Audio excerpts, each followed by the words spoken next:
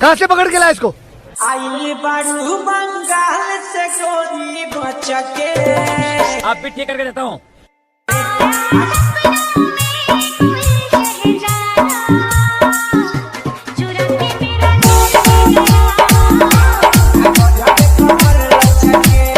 अरे जब भी ऊपर चढ़ता बंद क्यों कर देते हो?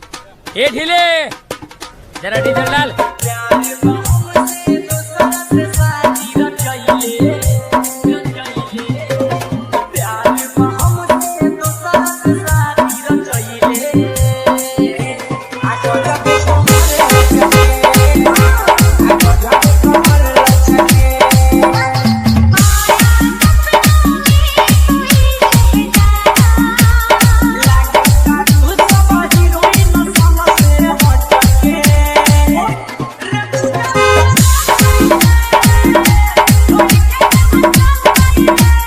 Bihari music, Bihari music, Bihari music.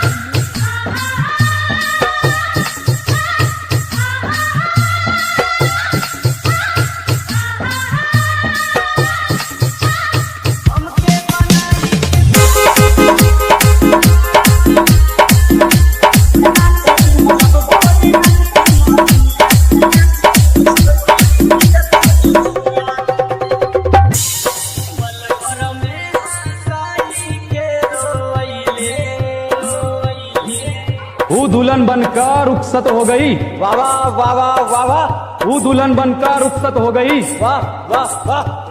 कहाँ तक करोगे ऊ का पीछा? वो किसी और की हो गई।